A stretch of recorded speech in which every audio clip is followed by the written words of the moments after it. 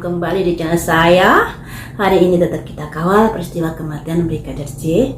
Yang akan kita bahas di sini adalah Ibu Putri. Di mana Ibu Putri ini sebagai tersangka tapi masih belum ditahan, dan desakan dari publik mendesak atau menginginkan agar Ibu Putri ini segera ditahan. Tapi Ibu Putri ini mendapatkan perhatian dari Komnas HAM yang kayaknya mendukung kalau Ibu Putri tidak ditahan dengan berbagai alasan. Nah, kayaknya sih ini berat sebelah ya. Banyak sekali kaum wanita yang pada akhirnya melahir di penjara, kemudian anaknya dipisahkan. Atau kasusnya Vanessa Angel aja ya, dia habis melahirkan tapi dia harus ditahan dan akhirnya berpisah dengan babynya.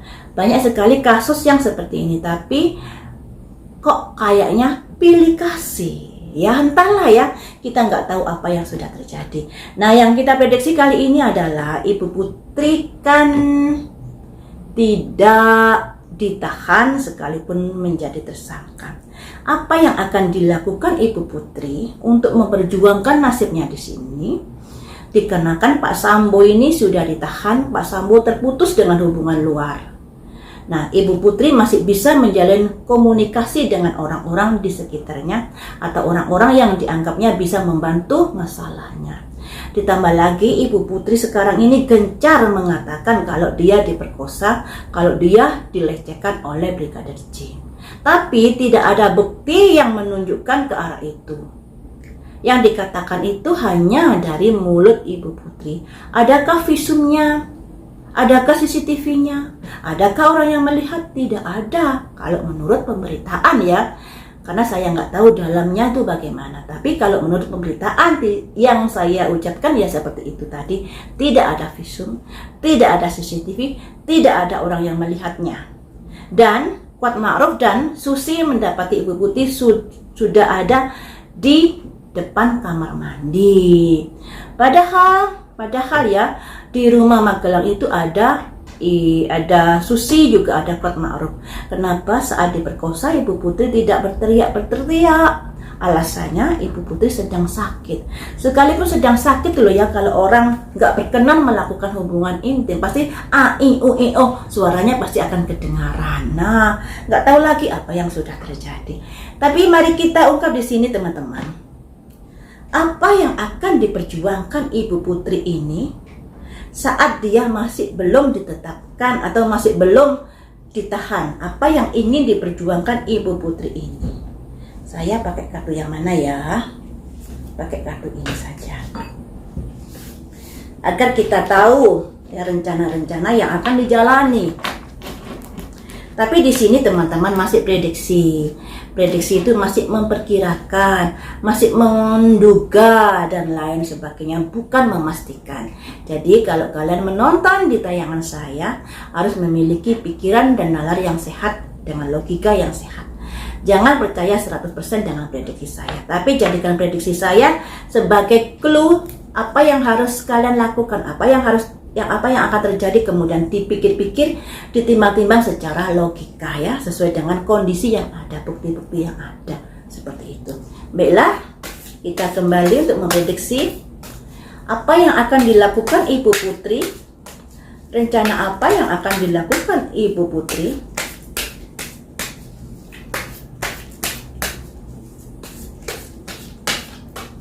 Rencana apa yang akan dilakukan Ibu Putri? Ada the healing light, pengobatan cahaya, berusaha untuk menerangkan dari perkara ini, berusaha untuk dimana masalah ini kan menjerat keluarganya, menjerat Pak Sambo juga dirinya. Dia berusaha untuk bisa menyelamatkan dirinya. Makanya di sini ada the healing light, pengobatan cahaya. Ibaratnya dia sakit dan dia ingin sembuh. Ibaratnya dia ada masalah dan dia ingin keluar dari permasalahan seperti itu. Selanjutnya, apa yang akan dilakukan dengan keinginan dia ingin keluar dari permasalahan ini? Apa yang akan dilakukan? Status quo, mempertahankan pendapatnya. Mempertahankan pendapatnya ini kayaknya dia bersikukuh kalau dia dilecehkan, kalau dia sudah disetubui, dia bersikukuh untuk itu. Dan dari pihak Brigadir J juga bersikukuh tidak ada pelecehan. Makanya di sini nanti masing-masing pihak mempertahankan pendapatnya masing-masing. Dan Ibu Putri juga kekeh mempertahankan pendapatnya bahwa dia sudah merasa dilecehkan, bahwa dia sebagai korban pelecehan. Selanjutnya, apalagi, gini, mengapa kamu bersikukuh dilecehkan? Apa alasanmu? Agar kondisinya dia lebih baik lagi, agar dia mendapatkan keringanan hukuman, agar dia juga mendapatkan dukungan dari banyak pihak di sini. Oh, seperti itu teman-teman.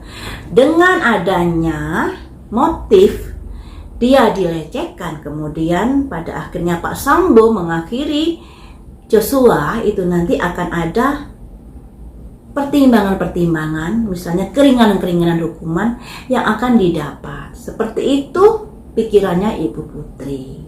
Makanya dia bersikukuh kalau dia dilecehkan. Walaupun nanti mendapatkan bantahan dari kuasa hukumnya Brigadir J ya. Selanjutnya, apalagi yang ingin kamu rencanakan agar kamu bisa terbebas dari perkara ini? Profesional asisten. Asisten itu pembantu. Profesional itu pekerjaan yang dilakukan secara profesional. Yang artinya Ibu Putri ini berusaha mencari pembantu atau mencari orang-orang yang bisa membantunya secara baik, secara profesional di sini. Selanjutnya, apalagi rencana yang ingin kamu lakukan agar kamu bisa terbebas dari perkara ini? Ada milisten, ada sebuah perayaan. Perayaan tentang apakah? Tidak. Jadi seperti ini teman-teman. Ada profesional asisten, ada milisten, juga ada teacher. Jadi Ibu Putri ini ada yang membimbingnya, ada yang mendikte kamu harus begini, begini, begini. Dan di sini ada sebuah kondisi di mana pembantu dan guru ini akhirnya bersatu untuk membantu Ibu Putri di sini. Untuk sebuah tujuan keberhasilan. Makanya di sini ketika Ibu Putri tidak ditahan, akan ada banyak hal yang akan dilakukan Ibu Putri. Terutama ada bimbingan atau ada arahan-arahan dari seseorang yang kedudukannya lebih tinggi dari Ibu Putri atau seseorang yang mumpuni di sini, yang pada akhirnya memberikan bantuan dan mengarahkan orang-orang atau pembantu profesional ini untuk bisa membantu Ibu Putri. Nah, jadi akses keluar itu masih ada di sini. Makanya di sini masyarakat ingin agar Ibu Putri segera ditahan, agar tidak terjadi hubungan-hubungan dengan pihak luar yang bisa mendikte Ibu Putri harus begini, yang tidak ada kemungkinan untuk merencanakan sesuatu. Tapi kalau Ibu Putri masih tidak ditahan, Ibu Putri masih bisa melakukan akses kepada orang-orang tersebut. Selanjutnya, apa yang akan dilakukan pembimbing atau teacher ini terhadap perkara Ibu Putri? Apa yang akan dilakukan pembimbing ini atau teacher ini terhadap perkara Ibu Putri? Ada penemuan, ada discovery, akan ada penemuan tentang apakah? Konflik.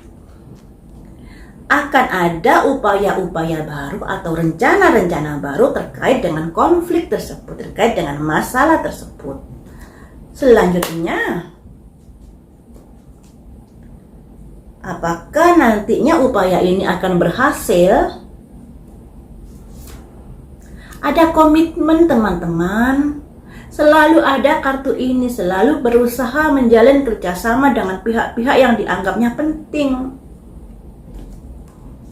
Jadi teacher ini, pembimbing ini akan berusaha untuk mencari celah mencari hal-hal yang bisa mendukung dari masalahnya Ibu Putri ini agar bisa mendapatkan keringanan, agar bisa terbebas dan lain sebagainya, dengan mengadakan sebuah komitmen dengan orang-orang yang tentunya yang dianggap penting di sini. Jadi masih berusaha gimana caranya agar menjalin kedekatan dengan orang penting untuk bisa membantu perkara Ibu Putri ini. Selanjutnya saya akan cari tahu tentang Ibu Putri. Tentang Ibu Putri. Dari kartu-kartu ini kita sudah tahu apa yang akan mereka rencanakan, yaitu adanya berusaha menjalin komitmen dengan orang-orang penting di sini agar bisa setidaknya meringankan hukuman Ibu Putri atau bisa membebaskan Ibu Putri dan lain sebagainya. Intinya di situ. Makanya di sini akan saya prediksi nasib Ibu Putri, hukuman Ibu Putri, di mana Ibu Putri ini sebagai tersangka dengan pasal perencanaan pembunuhan. Perencanaan pembunuhan ini hukumannya bisa hukuman mati atau hukuman seumur hidup atau hukuman di atas 20 tahun lebih. Bagaimanakah hukuman Ibu Putri yang akan ditetapkannya nanti? Apakah mendapatkan hukuman yang seberat-beratnya? Ada simbol perubahan cepat proses. Ada simbol menata, masih ditata nasibnya. Selanjutnya bagaimanakah hukuman Ibu Putri? Ada 3 tongkat yang artinya ada sebuah kondisi di mana masih bisa dikatakan masih bagus kondisinya, teman-teman. Bagaimana hukuman Ibu Putri nanti ke depannya? Tapi di sini ada Raja bawa pedang, sebuah keputusan. Keputusan yang seperti apakah? Dipengaruhi oleh Raja koin. Jadi seperti ini. Ibu Putri masih belum ditahan. Dia berusaha menata. Ibaratnya main catur ya, dia bisa menggerakkan catur-caturnya dengan bagus dengan adanya uang besar di sini yang bermain. Amplop coklat yang bermain di sini. Selanjutnya ada keputusan yang ingin diputuskan, tapi ada permainan tentang amplop coklat. Makanya di sini ada tarik ulur antara kebenaran dan antara keuangan, uang besar ya. Aduh. Selanjutnya satu kartu lagi, endingnya. Hukuman Ibu Putri yang diterima seperti apakah nantinya? Hukuman Ibu Putri yang diterima seperti apakah nantinya?